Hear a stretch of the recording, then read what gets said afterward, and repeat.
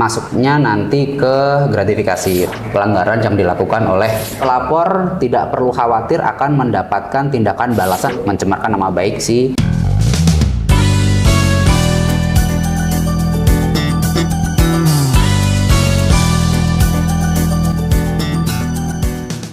Halo sahabat JKN, kembali lagi di JKN Pod dan masih sama aku Lia. Hari ini kita bakal ngobrolin tentang program JKN, Jaminan Kesehatan Nasional, dan hari ini tema kita sedikit berbeda dari episode-episode sebelumnya dari JKN Pod karena hari ini kita akan membahas sesuatu yang agak serius, yaitu tentang aduan pelanggaran di BPJS Kesehatan. Nah, hari ini untuk tema tersebut kita sudah menghadirkan narasumber kita. Sudah hadir di samping saya, boleh disapa dulu Mas untuk teman-teman yang lagi nonton hari ini.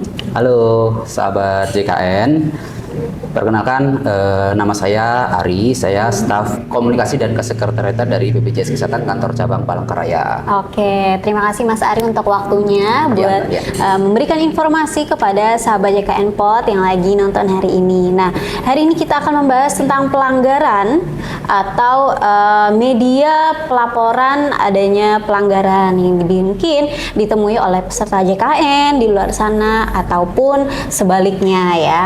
Jadi tidak jarang mungkin beberapa peserta JKN memberikan contohnya ya, memberikan imbalan atau hadiah mungkin dalam hari raya, misalkan ngasih parcel, itu apakah masuk ke dalam kategori pelanggaran atau gratifikasi? Nah, untuk lebih jelasnya kita langsung tanya aja nih kepada Mas Ari ya. Iya, Mbak Lia.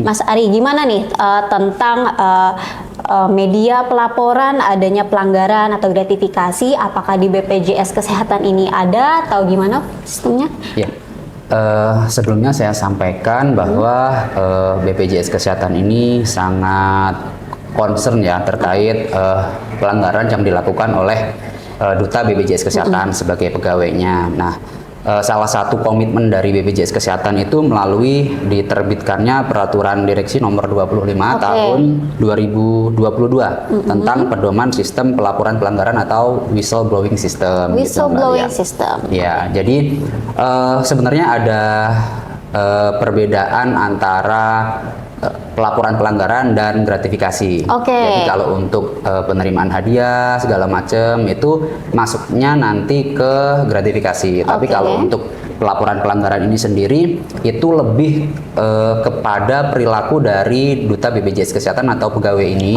Apakah yang bersangkutan itu ada melakukan misalkan tindakan kecurangan ataupun pelanggaran kode etik sebagai Duta BPJS Kesehatan sendiri itu Mbak Lia. Oke, jadi terbagi dua Mas ya. Ada yang tadi kategorinya gratifikasi. Kalau yang akan kita bahas hari ini adalah pelanggaran, mungkin dari segi kode etik atau perilaku dari Duta dari BPJS Kesehatan sendiri. Oke. Tadi ada disebutkan sama Mas Ari tentang whistleblowing system. Boleh dijelasin nggak buat kita semua nih Mas, apa sih whistleblowing system itu di BPJS Kesehatan? Iya. Jadi whistleblowing system itu sendiri sebenarnya dibentuk atau dibuat oleh BPJS Kesehatan untuk mendukung terwujudnya tata kelola yang baik di BPJS Kesehatan sendiri. Kemudian itu juga untuk menciptakan iklim yang kondusif dan mendorong setiap duta BPJS Kesehatan serta pemangku kepentingan lainnya untuk melaporkan apabila terdapat dugaan pelanggaran yang dilakukan misalkan oleh internal dari BPJS Kesehatan.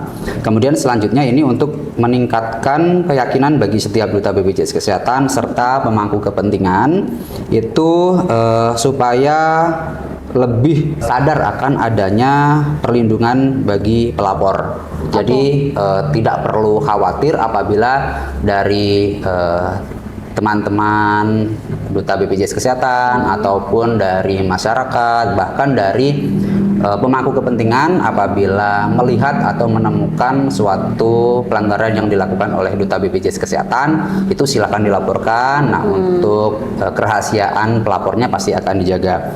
Kemudian selanjutnya ini juga untuk mempermudah manajemen sendiri di BPJS Kesehatan untuk menangani secara efektif terkait laporan-laporan dari pelanggaran tersebut. Selanjutnya ada juga bahwa ini sebagai bentuk sistem peringatan dini. Oke. Sebelum terjadi hal-hal yang mungkin dapat merugikan organisasi, jadi melalui whistleblowing system ini merupakan peringatan bagi organisasi untuk mendeteksi apabila terjadinya pelanggaran, Mbak Lia. Nah, yang terakhir ini yang paling penting adalah mengurangi potensi risiko terjadinya pelanggaran yang bisa menyebabkan dampak yang besar terhadap organisasi, itu Mbak Lia. Oke, jadi tujuannya banyak sekali ya Mas dengan adanya whistleblowing system ini. Selanjutnya untuk lingkup pelaporan, jenis-jenis laporan yang bisa diadukan oleh peserta ataupun eksternal dari BPJS Kesehatan melalui whistleblowing system ini apa aja Mas? Hal-hal yang bisa dilaporkan? Ya. Jadi beberapa hal yang masuk dalam kriteria ya, kriteria pelaporan pelanggaran atau whistleblowing system di BPJS Kesehatan ini. Yang pertama pasti apabila ada tindakan kecurangan yang dilakukan oleh duta BPJS Kesehatan. Nah, kemudian yang kedua, apabila ditemukan duta BPJS Kesehatan ini melakukan pelanggaran kode etik yang sudah ditentukan oleh organisasi. Dalam hal ini ditentukan oleh dari BPJS Kesehatan sendiri. Nah, yang terakhir, apabila ada pelanggaran yang dilakukan oleh duta BPJS Kesehatan, baik itu melanggar dari sisi peraturan organisasi atau peraturan internal maupun dari undang-undang yang berlaku secara umum, apabila melakukan atau ditemukan duta BPJS Kesehatan melakukan pelanggaran tersebut, bisa disampaikan melalui pelaporan pelanggaran atau whistleblowing system ini.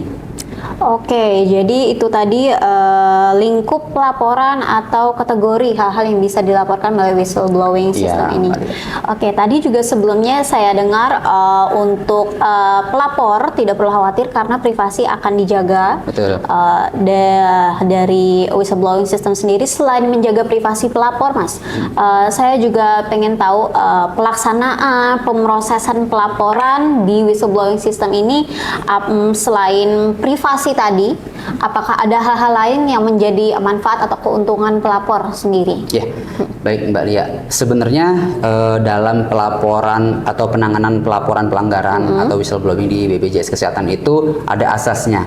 Jadi asas dalam pengelolaan whistleblowing system ini yang pertama adalah dapat dipercaya. Jadi dimohon atau diharapkan tidak ada keraguan dari pelapor apabila menyampaikan adanya kejadian yang harus disampaikan di whistleblowing system. Kemudian yang kedua, adanya perlindungan seperti yang tadi sudah disinggung oleh Mbak Lia bahwa perlindungan dari pelapor ini dijamin kerahasiaannya.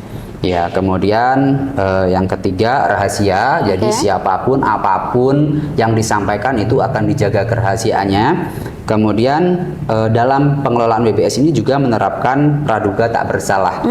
Jadi kita pasti melihat semua bukti-bukti eviden yang disampaikan oleh pelapor tersebut untuk ditindaklanjuti lebih lanjut oleh tim dari whistleblowing system ini. Kemudian yang terakhir, pasti dari tim whistleblowing system tersebut tidak akan ada keberpihakan.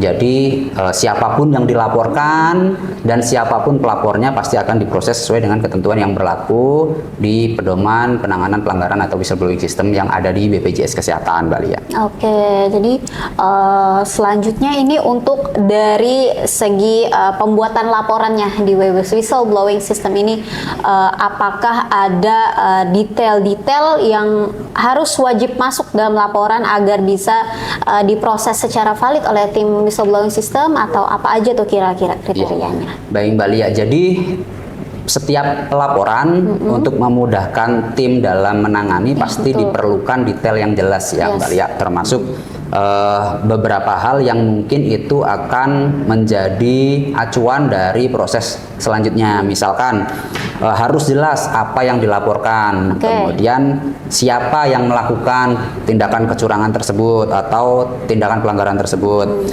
Selain itu harus disampaikan dengan jelas di mana lokasi terjadinya tindakan pelanggaran tersebut. Nah, selain itu juga waktunya kapan terjadinya pelanggaran itu juga harus disampaikan dengan jelas.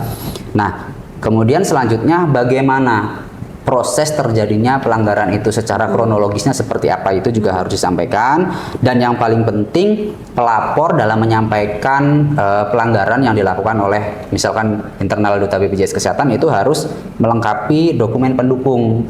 Misalkan kalau ada foto, kemudian ada rekaman suara, kemudian kalau ada video lebih bagus, itu kan nanti bukti-bukti tersebut disampaikan dalam melaporkan pelaporan pelanggaran di BPJS Kesehatan. Nah, perlu disampaikan juga Mbak Lia, jadi dalam pelaporan pelanggaran atau whistleblowing system di BPJS Kesehatan ini bisa melalui sistem informasi aduan pelanggaran atau SIAP yang terintegrasi dengan website whistleblowing systemnya BPJS Kesehatan. Nah, websitenya ini terbuka, jadi siapapun bisa mengakses di alamat website wbs.bpjs-kesehatan.go.id gitu. Jadi siapapun bisa mengakses dan melaporkan melalui alamat website tersebut. Jadi untuk pelaporan sendiri online Mas ya? Online bisa. Dan satu yang aku mau tanya, apakah kejadian kecurangan itu misalkan walaupun kejadiannya terjadi di luar lingkungan kantor dan di luar jam kerja dari BPJS Kesehatan itu apa bisa juga dilaporkan Mas? Tetap bisa Mbak. Jadi setiap duta BPJS Kesehatan itu membawa nama baik organisasi dimanapun dan kapanpun dia berada. Jadi walaupun sedang tidak bertugas, tidak dalam jam waktu kerja atau di lingkungan kantor, tapi apabila ditemukan pelanggaran oleh duta BPJS Kesehatan, silakan dilaporkan melalui alamat pelaporan yang tadi sudah saya sebutkan. Itu. Selanjutnya ke segi perlindungan yang diberikan oleh BPJS Kesehatan kepada pihak pelapor misalkan ya, bagaimana tuh perlindungannya privasi kepada pelapornya sendiri Mas? Iya, baik Mbak Lia. Sesuai dengan asas dalam pengelolaan whistleblowing system tadi, perlindungan terhadap pelapor pasti akan diberikan oleh tim yang menangani whistleblowing system tersebut. Nah, misalkan adalah kerahasiaan identitas dari pelapor tersebut dan laporan apa yang disampaikan itu tentu akan dijaga kerahasiaannya. Kemudian ada juga perlindungan terhadap tindakan atau pembalasan dari si pelapor apabila itu ditemukan. Jadi pelapor tidak perlu khawatir akan mendapatkan tindakan balasan atau intimidasi dari yang dilaporkan. Itu nanti selama dalam proses penanganan pasti akan ada perlindungan. Kemudian perlindungan ini juga diberikan kepada pelapor dari segala bentuk ancaman, intimidasi atau tindakan yang mungkin tidak menyenangkan yang diperbuat oleh orang yang dilaporkan. Cuman ini perlu menjadi catatan ya Mbak Lia. Dimohon untuk kejadian yang mungkin akan dilaporkan itu yang benar-benar terjadi, bukan suatu pelaporan palsu dengan dokumen palsu atau ini bentuk istilahnya fitnah ya untuk mencemarkan nama baik si salah satu duta BPJS Kesehatan apabila terjadi pelanggaran gitu Mbak Lia. Jadi untuk si pelapornya sendiri perlu menyiapkan kelengkapan dokumen sebagai eviden dengan eviden yang valid ya. Jadi tidak dengan tergesa-gesa langsung main dilaporkan aja tanpa menyiapkan eviden validnya agar lebih mudah diproses. Betul Mbak Lia. Oleh tim dari whistleblowing system sendiri. Jadi untuk peserta JKN masyarakat di Palangkaraya jika menemukan hal-hal yang indikasi kecurangan, jangan takut untuk melapor, jangan ragu untuk menyampaikan laporan dari tindakan kecurangan yang kamu lihat di luar sana dalam jam kerja dari Duta BPJS Kesehatan maupun di luar jam kerja. Semua indikasi kecurangan bisa kamu laporkan melalui aplikasi whistleblowing system. Itu informasi seputar whistleblowing system. Semoga bisa menjadi informasi baru buat teman-teman JKN Pot yang lagi nonton hari ini. Terima kasih untuk Mas Ari buat informasinya. Dan untuk informasi seputar program JKN lainnya, kamu bisa nonton terus JKN Pot di episode selanjutnya. Dan jangan lupa untuk follow TikTok kita dan Instagram kita di @sahabatjkn.pky. Sekian informasi untuk kalian semua. Sampai ketemu di JKN Pot selanjutnya.